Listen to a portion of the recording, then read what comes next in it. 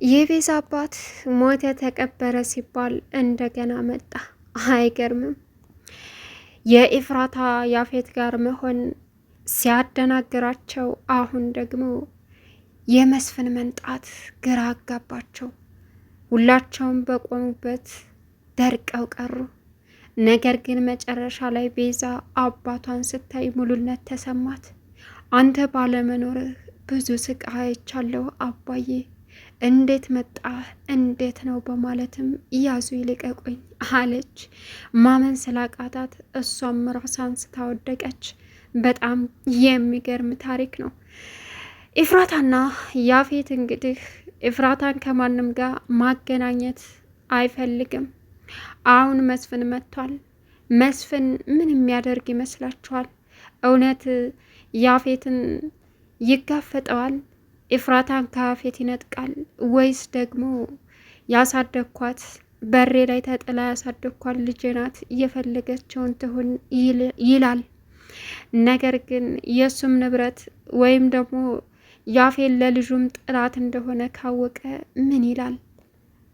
ሰላም ውድና የተከበራችሁ የቻናል ቤተሰቦች እንዴት ናችሁልኝ? ሰላማችሁ ይብዛልኝ። ለዚህ ቻናል አዲስ የሆናችሁ ሰብስክራይብ እያደረጋችሁ ቪዲዮውን እስከ መጨረሻው ተከታተሉ። ሐረግ ድራማ እንግዲህ ከባለፈው የቀጠለ ይዘን መጥተናል ማለት ነው። ሐረግ በጣም በሚገርም ሁኔታ መስፍን ሞቷል፣ መስፍን የለም ሲባል እንግዲህ ዛሬ ከሚገርማችሁ ነገር ብቅ ብሏል ማለት ነው። እና ቤዛ ደግሞ ያየችውን ማመን አቅቷት ነበረ። እናም ግራ ተጋብታ ስትመለከተው ቆይታ በኋላ ላይ ግን የኔ ልጅ ቤዝ ብሎ ሲጠራት ራሷን ስታወደቀች። በጣም ይገርማል። እናም የምትሆነው ግራ ገባቸው ሁሉም።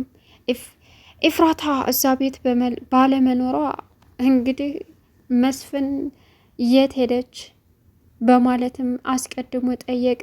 ምክንያቱም ሉሊትም ሁላቸውም እዛ ፈጠው ሲያዋቸው ገኒና ኤፍራታ የት ናቸው አለ። ቤዛ ደግሞ አባቴ እኔ አላምንም እንዴት መጣህ እያለች የተንቀጠቀጠች ወደቀች። በጣም ይገርማል። እሱም የኔ ልጅ ቤዝ እኔም በህይወት ተርፋለሁ ብዬ አላሰብኩም ነበር። እናም ከስንት መከራ በኋላ መጣሁኝ፣ አልሞትኩኝም።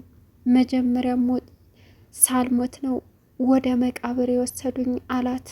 ነገር ግን አልቀበሩኝም፣ አልሞትኩም፣ በነፍስ ነበርኩኝ። እናም ለዛ ነው የመጣሁት ሲላትም ቤዛ ራሷን ስታወደቀች።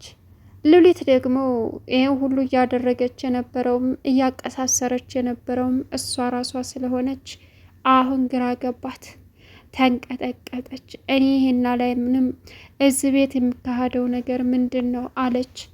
ናታንም እንግዲህ መስፍን መጥቶበታል። ኤፍራታን ቤዛን አጋብቶት ሰርጋቸው ሊሆን ነው እንደሆነ ነው የሞተው ሞተ የተባለው መስፍን። አሁን ግን ከቤዛም ጋር አይደለም ናታን። አሁን ምን ይገጥመዋል? ቤተሰቦችን ልጅን ካላገባ ቤተሰቦችን እጨርስብሃለሁ ብሎት ነበረ። አይገርምም? ያሳዝናል። እናም ምን ይብቃው? ምን ይሆን? ዝም ብሎ መመልከት ጀመረ። ከዛም ሁሉንም ነገር ለመስፍን አስረዱት። ቤዛ ከትንሽ ቆይታ በኋላ ዳነች፣ ተወደቀችበትም ተነሳች። ጽዮን ያው እንግዲህ ሁሉንም ነገር ዘግዝጋ ተናገረች። በእናንተ ምክንያት ያፌት ቤታችንን ወረሰው፣ ህይወታችንን ብስቁልቁል አወጣው። አሁን ይኸው ጥገኛ ሁነን እናንተ ቤት ነው የምንኖረው። ወንድሜ የሚወዳትንና የሚያፈቅራትንም ሴት ወሰደ። በቃ እንደዚህ ነን። ህይወት ፊቷን አዙራብን ጨለማ ተደፍቶብናል አለች ጽዮን። ሉሊት ተንቀጠቀጠች። እዚህ ቤት ሌላ ከውጭ ጥላት መጥቶብን ሳይሆን እዚሁ እቤት ያሉ ናቸው ለእኛ ጥላቶቻችን አለ መስፍን። ማለት አለ ናታን። እሱን የጠረጠረት መስሎት ከዛም የቤዛ አባት እንግዲህ ሉሊትን በግራ ዓይኑ ማየት ጀመረ። ሉሊት አሁን ብዙ ጥላት አፍርታለች። ማንም ጥላት የለኝም፣ ጽዮንንም ማስታወሷን ነጥቂያታለሁ። እንግዲህ መስፍንም ሞቷል፣ እንደፈለግኩ ሆናለሁ። ኤፍራታም ያፌት ጋር ሄዳለች። አሁን እዚህ ቤት እኔ ብቻ ነኝ አለቃዋ ብላ አስባ ነበረ። ገኒ ነበር የምታሸማቅቃት። አሁን ግን ደግሞ የቤዛ አባት መጥቷል። አሁን ያፌት ትልቅ ችግር መጥቶበታል። እንዴት ዳነ? ምን ሊሆን? እንዴት? እኔ እኮ እስከ ወዳኛው ነው የሸኘሁት፣ እንዴት ተመልሶ መጣ? እያለ ያዙ ይልቀቁኝ ማለት ጀመረ። ናታንን አሰቃያለሁ ስል ደግሞ አረመኔ ተመልሶ መጣ። እንዴት ይሄ ሊሆን ይችላል? ገና ምን አይቶ? እኔ ያፌት አሁንም አልሸነፍም። ልጁን ያሳደጋት ቢሆንም ግን ደግሞ ከኔ ሊነጥቀኝም አይችልም። ሲቀጥል ደግሞ መሞት ካቃተው እንግዲህ ገደልኩ ብዬ ይሄን ያክል ዓመት ኑሮ አሁን ግን የቁም ስቃይ አሳየዋለሁ እያለ ያፌት ይፎክራል። የቤዛም አባት እንግዲህ ያፌት እንዴት አባቱ እንደዚህ ሊያደርግ ይችላል? እኔ አሁን ደርሼላችኋለሁ። አይደለም ገንዘቤን ሊወስድ ይቅርና እስከ ዛሬ የሚያደረገውን ነገር ወዶ ሳይሆን ይመልሳታል እያለ እሪ ይላል። ድርጅቱን እንግዲህ ግማሹን 15% ወስዷል ያፌት። አሁን መስፍን ያንን ያስመልሳል ወይስ ያፌት? በጣም የሚገርም ነገር ነው።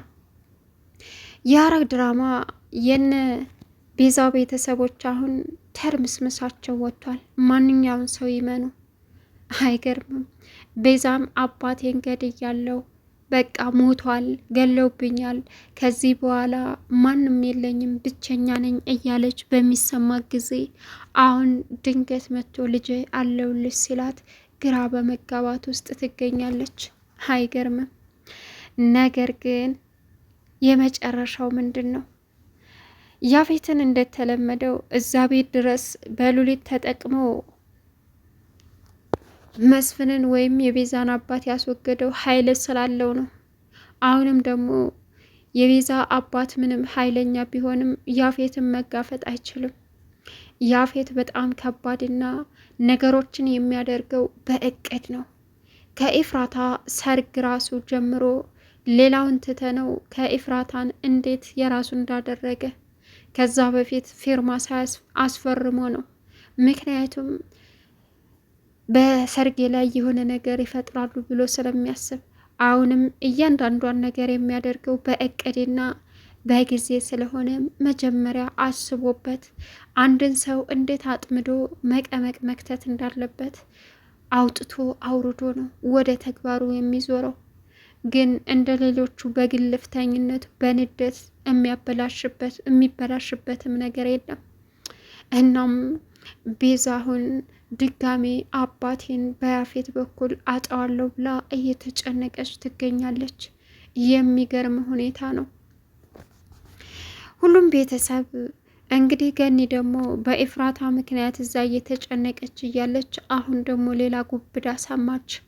መስፍን መጥቷልና ድረሽልን ብለው ደወሉላት። ናታን እምሆነው ግራ ገባይ ብሎ ለቢኒ ሲነግረው ቢኒ ደግሞ ለገኒ ሲነግራት ይሄ ነገር አይደረግም ብላ እሷም ራሷን ስታወደቀች። በጣም ይገርማል። እናም የሚይዙት የሚጨብጡት ውንቅጥቅጡ የወጣ ህይወት ውስጥ ይገኛሉ። ጽዮንም የአባቴን ንብረት የተወረሰው ቤታችን የተወረሰው በእናንተ ምክንያት ነው፣ በእናንተ መጥፎ ምክንያት ስራ ምክንያት እኛ ልጆቹ እንሰቃያለን እያለች ያዙ ይልቀቁ ትላለች። ግን መጨረሻቸው ምንድን ነው? በጣም የሚገርም ነገር ነው። ያፌት ደግሞ የተነገረው ያፌት የናታንን እንቅስቃሴ እያንዳንዱን ነገር የሚከታተል ሰው አድርጓል። ከቤታቸው በር ድረስ ማለት ነው። ናታን ምን ማድረግ እንዳለበት ማወቅ ስላለበት በእቅድ የወደፊት እቅዱ ምንድን ነው በማለትም ናታንን የሚጠባበቀው ያስቀመጠው ሰውዬ ያፌት ስላስቀመጠው የቤዛ አባት ተመልሶ ተሞት መምጣቱን ነገረው። ያፌት ያዙ ይልቀቁኝ አለ። ቻናሉን ሳብስክራይብ እያረጋችሁ